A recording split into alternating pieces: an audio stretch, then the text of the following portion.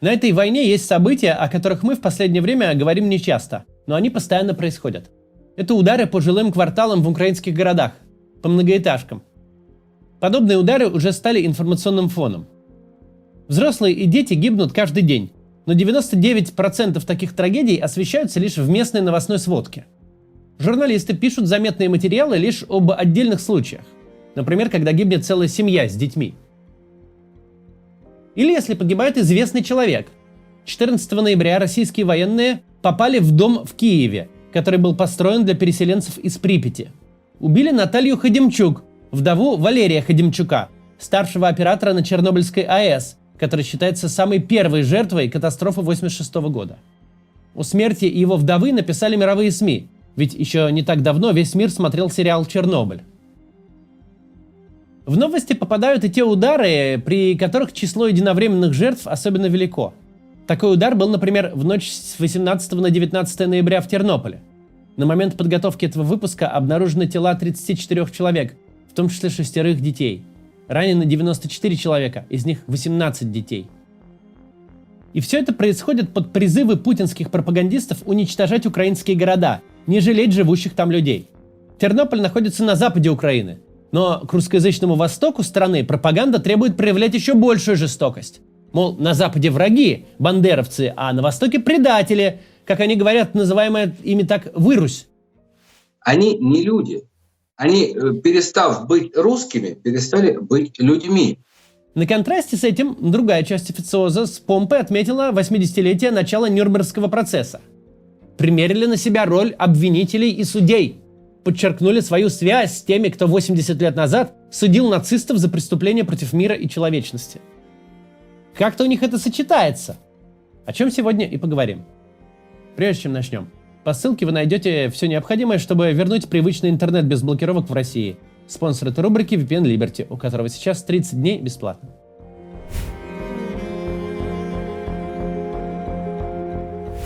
Человек, который следит за официальной риторикой, знает, в путинской системе вместе с культом победы существует еще и культ Нюрнбергского трибунала.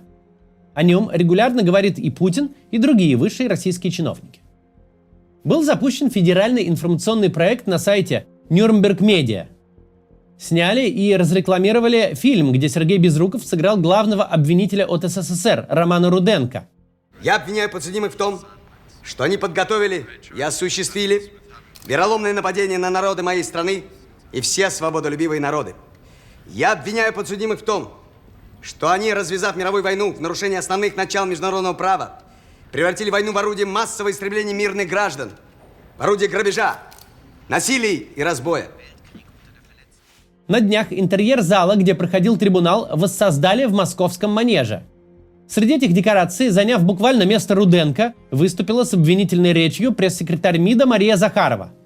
Наши деды и отцы освободили Освенцим и разгромили нацизм в Европе. Для нас абсолютно неприемлемое, кощунственное надругательство над памятью жертв фашизма. Где эта толерантная Европа? Перед чем она смирилась? Чьи ботинки целуют?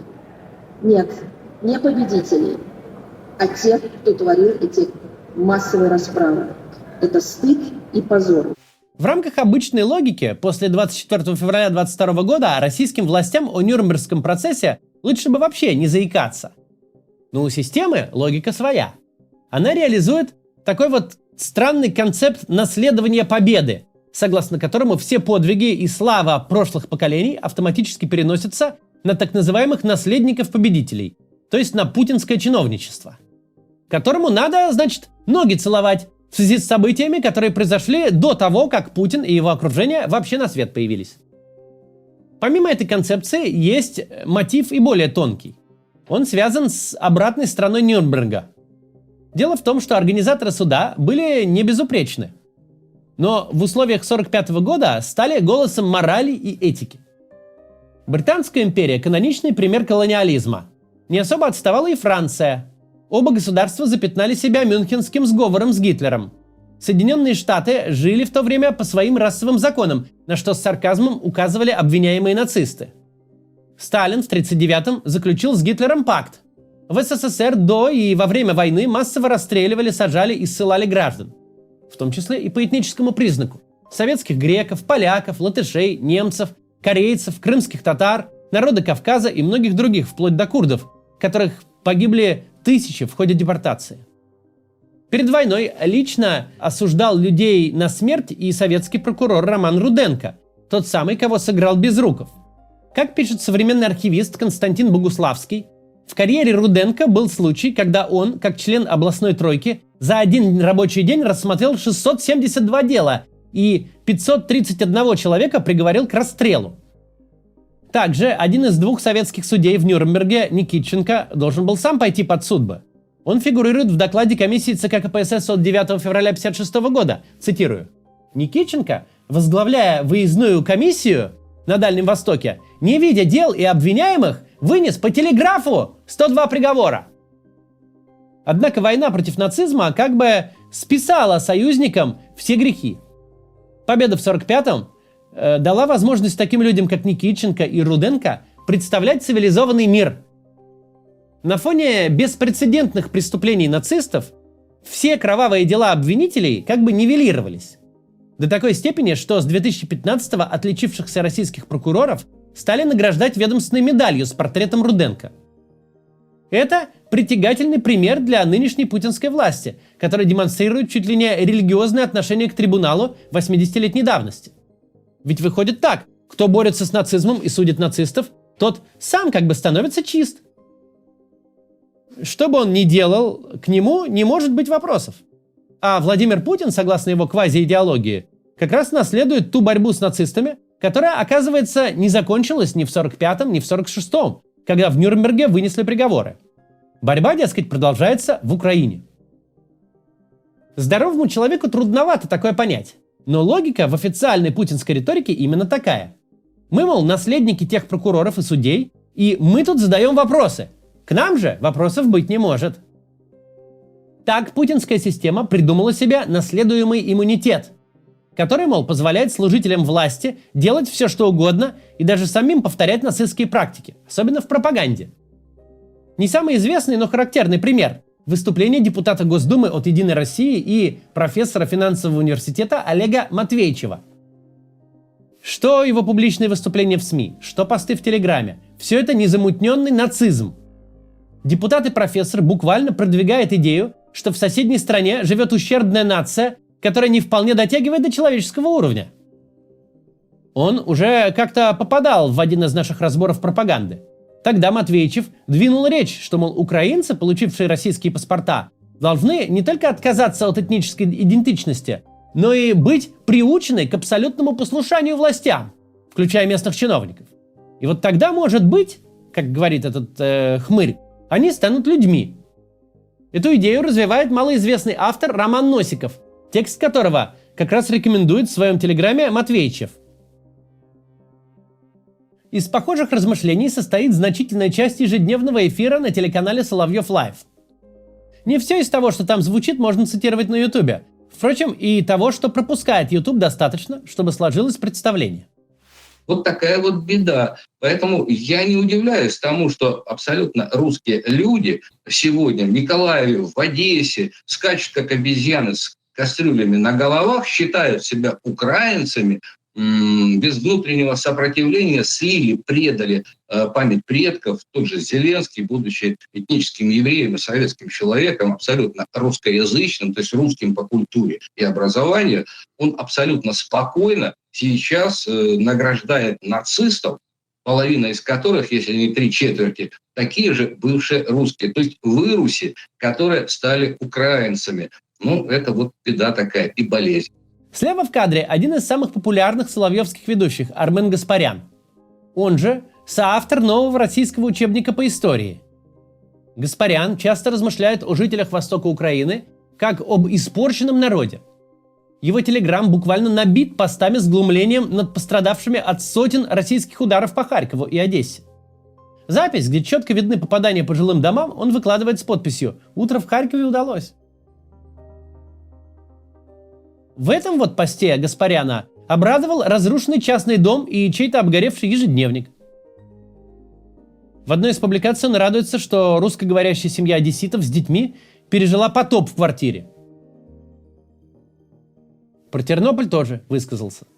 Славным выдалось утро в заповеднике Бандеровщины в Тернополе. Коллеги Гаспаряна говорят о том, что испорченные люди ни при каких условиях не могут быть полноправны, даже если окажутся лояльны российским властям и вступят в российское гражданство. Мне кажется, все люди, которые имеют сегодня хоть какое-нибудь отношение к украинскому государству, а вообще я сказал бы так, все люди, которые имели хоть какое-нибудь отношение к украинскому государству до 2014 года, должны быть, вне зависимости от того, как сложилась их последующая биография, поражены в правах. Нет, им можно, конечно, давать там и при прочих равных гражданство России, особенно если они этнические русские, а любой этнический русский имеет право на российский паспорт. Тут даже не о чем говорить. Просто имеет и все, по праву крови. Но для него должны быть закрыты многие двери. Работа на госслужбе, работа в госкомпаниях, любая публичная общественная деятельность. В любом виде. Человек в кадре по фамилии Мардан, к слову, призывал проводить на территории Украины расстрелы и конфискации имущества, а также построить концентрационный лагерь для украинских учителей. Пояснил, что их следует держать под палящим солнцем, чтобы, цитата, «шуба завернулась». В 22 году за это высказывание его публично раскритиковали. Позднее Мардан ушел с радио «Комсомольская правда». Однако сегодня такая риторика в российских медиа стала стандартом. Дальше вся Украина будет методично превращаться в санитарную зону. Что такое санитарная зона? Это территория войны. Это местности, где нет электричества, где разбиты мосты, транспортные развязки, где не ходит железная дорога, где крупные города не в состоянии поддерживать нормальную жизнедеятельность, потому что там не работает водоснабжение, канализация, не работает МЧС, не работают нормально больницы. Это места, откуда уходят потоком люди. На Нюрнбергском процессе, кстати, судили издателя нацистской газеты «Штурмовик» Юлиуса Штрейхера. Тот лично никого не убивал, даже приказов не отдавал. Тем не менее, его признали соучастником геноцида, преступлений против человечности и мира.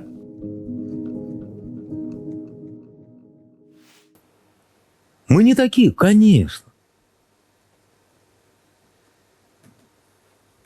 Только на войне побеждают не такие или не такие, а яростные. Яростные! Ломающие волю к сопротивлению. Поэтому еще раз повторю. Вот мы, наконец, стали выносить к чертям. Не будет жизни ни в Харькове, ни в Полтаве, ни в Николаеве, ни в Одессе.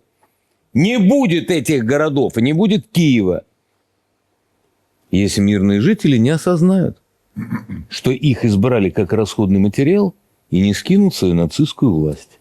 А нет сил, хотя бы уйдите из тех городов. Поймите, что вас используют как живой щит. Нет сил уйти? Извините. Напомню вам судьбу Содома и Гоморры. Там наверняка тоже были жители, которые просто не могли уйти.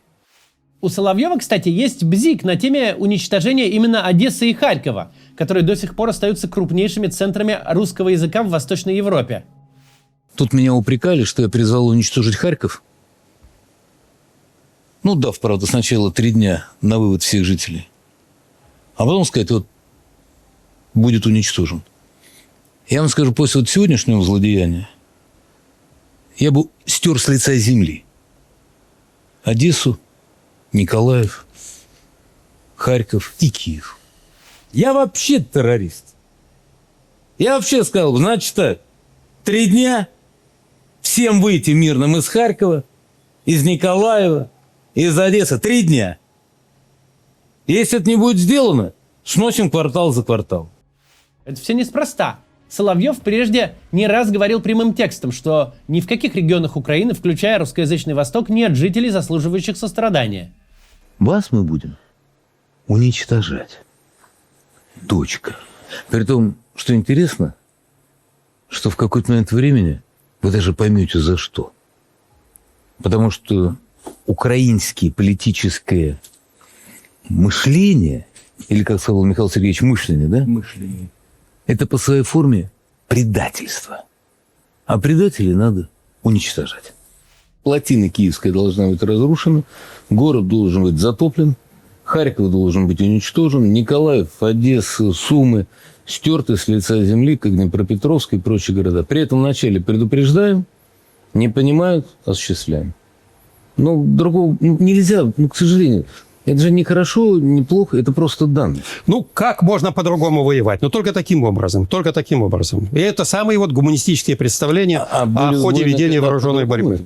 Но сегодня надо просто бить всех, не разбирая. Если у нас объявили террор нашим военачальникам, политическим деятелям, я не понимаю, что нас сдерживает от того, чтобы там перестрелять всех на Украине и в округе, да, честно говоря. Ну или взорвать. Откровенно нацистские положения содержат и методички для российских солдат. 3 из них мы разбирали на канале. Напомню, одна из них рекомендована Минобороны, а другая им же напечатана. В Минобороновской методичке выведено понятие украинства, которое описывается в категориях психического заболевания. О людях, которые считают себя украинцами, говорится как о неполноценных. Украинство основывается на утверждении существования неких украинцев, населяющих юго-западный фрагмент Большой России. Это типичный и незамутненный нацизм. Идеи российских пропагандистов принципиально отличаются от каноничного гитлеризма в одном. Гитлеровцы определяли своих и чужих по расе и национальности, мерили людям черепа. И, к примеру, польских немцев считали своими, без разницы, какой у них паспорт, если они этнические немцы. А вот путинские пропагандисты постоянно декларируют ненависть ко всем украинским гражданам, независимо от национальности и языка. Если в 22-м российская армия шла под лозунгом помощи этническим русским, живущим в Украине, то сейчас все наоборот. Русские украинцы – это теперь в пропаганде объект отдельной ненависти. Постоянно поднимаемая тема, что они, дескать, вырусь, мол, все они предали, историческую родину, православную веру, память предков и так далее. Михалыч, ты понимаешь, вот если бы в этой схеме существовал бы условно только вот этот вот отпетый хам Селюк с Ивано-Франковщины, Ровенщины, Львовщины и так далее, да, это было бы очень просто. Но посмотри, вот основным камевоежором навязывания вот этого хуторизма явились люди, которые родились и выросли совсем не на западе Украины. Она украинка, потому что она вырусь. Она перестала быть русской и перестала быть человеком. И таких там, к сожалению, огромное количество. Чтобы их превратить обратно в людей, их надо уже не воспитывать. Их надо дрессировать. В России выступать с нацистскими речами могут люди любого происхождения, если они граждане России по праву рождения. С гражданами Украины, переехавшими в Россию, все сложнее. Кто-то органично вписывается, как, например, протоиерей Ткачев, который в проповедях называет бывших сограждан укропами.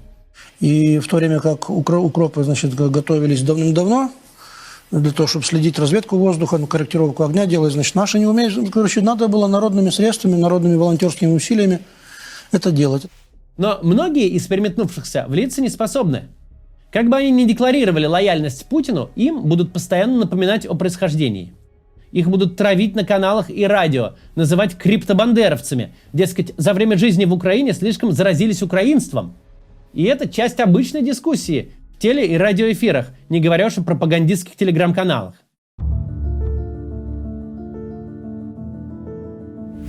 Есть парадокс Святой Инквизиции. Та настолько преисполнилась христианским вероучением, что решила во имя светлых идей христианства применять любые методы. Людей на кострах жечь, на ремни их резать. И никаких вопросов к самой инквизиции не может быть априори. На ком мантия, тот и прав. У путинской системы только не мантия, а униформа образца 45 года. Если называть себя антифашистами, соблюдать соответствующие обряды, произносить заклинания про 9 мая и подвиг народа, дальше, дескать, можно делать все, что угодно. Нюрнбергский трибунал здесь – универсальный ответ на извечный вопрос: а судьи кто? Так мы вот, мол, и судьи. Судейство передано нам по наследству. Мы же тут и обвинители тоже. А судьям и обвинителям, дескать, можно уничтожать целые города и села, можно сеять ненависть, нарушать любые законы, включая российские, на оккупированной территории отбирать жилье и имущество, устраивать фильтрации, морить голодом пленных, так что они после обмена выглядят как узники концлагерей. В российской армии могут быть неонацистские подразделения в диапазоне от русичей до испаньолы. Сам Путин очень комфортно чувствует себя в роли как обвинителя, так и судьи. Его публичные выступления пронизаны чувством эдакого превосходства, как будто он сам Руденко, а перед ним на скамье Геринг с Риббентропом. Эту модель регулярно воспроизводят представители всех ведомств и эшелонов власти. Но стоит понимать, процесс в Нюрнберге был очень многогранным событием. Посмотреть на него можно с разных сторон. Можно обратить внимание на прецедент судебного приговора за пропаганду или на такое понятие, как преступление против мира.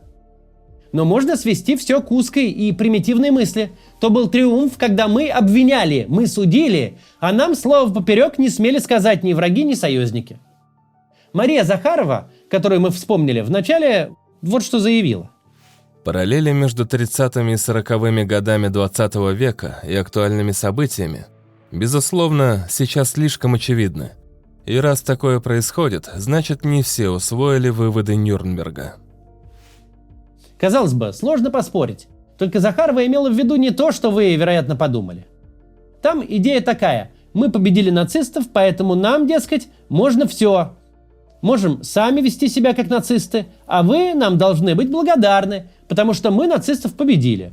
Под словом «мы» она подразумевает человека, который родился через 7 лет после победы. В сегодняшнем выпуске мы поговорили о не самой очевидной логике властей. Это ж надо было такое нагромадить. Выписать самим себе бессрочную и неограниченную индульгенцию на основании того, что когда-то в 1945 году в особых обстоятельствах победы над нацизмом индульгенцию получило руководство СССР.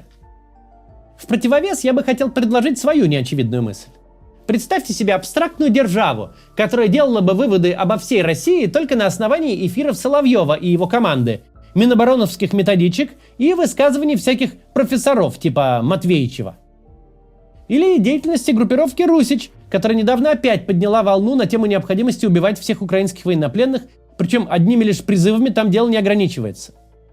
Так вот, абстрактная держава могла бы решить, что это в России сплошь нацисты. Вон сколько доказательств-то. А с нацизмом, дескать, бороться можно совершенно любыми способами, включая даже нацистские методы. А потом кто-то решит, что денацифицировать можно и ту абстрактную державу тоже. А то что это они ведут себя как нацисты? И так далее до бесконечности. Конечно, все это умозрительно, и такого не будет. Хотя бы потому, что у России есть ядерное оружие. Но в рамках такого умственного упражнения легко прийти к выводу. Не надо докапываться до соседей. Дескать, у них Азов, у них там бывший депутат Тигнебок что-то заявил, у них кто-то там свастику налепил, у них законы нарушают что-то там и так далее. Докопаться, в принципе, может кто угодно и до кого угодно. Только это никак не снимает ответственности с тебя, если ты затеял агрессивную войну. Возвращаясь в прошлое, даже то, что творил в своей стране сталинский режим, никак и ни на секунду не оправдывает гитлеровское вторжение. Никому в голову не придет оправдывать Вьетнамскую войну, которую вели США, тем фактом, что на вьетнамских коммунистах клейма негде ставить. В этом и состоят важные уроки истории, которые Путин все пытается вывернуть наизнанку. Мол, раз соседи что-то там сделали или не сделали, так значит нам дозволено в 100 раз больше. Собой надо заниматься, а не другими странами. Если даже чешутся руки всех на свете поучать, так лучше стать хорошим примером, а не начинать кровавую войну, не запускать на полную катушку машину ненависти. Бывают сверхисключительные случаи, когда военное вторжение в другое государство может быть оправданным. Когда происходит что-то уровня геноцида в Руанде, и действительно надо вмешиваться, прекращать такой ужас. Но любой человек, который честен с самим собой и не занимается натягиванием совы на глобус, понимает, что у нас не тот случай. Все ужасы в Украине, как и в самой России, начались после и в результате путинского вторжения. А те, кто возомнил себя лекарями от нацизма, сами сильно заболели. До завтра.